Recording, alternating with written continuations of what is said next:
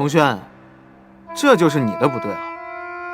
婚姻是终身大事，朕这个做叔叔的，怎么能不操心呢？微臣的私事，不敢劳烦陛下。朕特地封晋阳为公主，许你做夫人。红轩，你有什么不乐意的吗？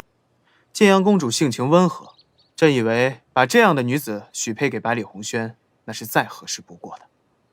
再说了，红轩娶妻，他都没什么意见，你却在这不停地质问朕，你可信朕随时可以治你一个以下犯上之罪啊？朕堂堂大幽皇帝，为什么一个狼族的万里骑来了，朕就要回去？陛下，这是朕的江山，这是百里氏的侯府。狼族万骑知道陛下也在此，已经被吓跑了。既然这样，那朕就先回去了。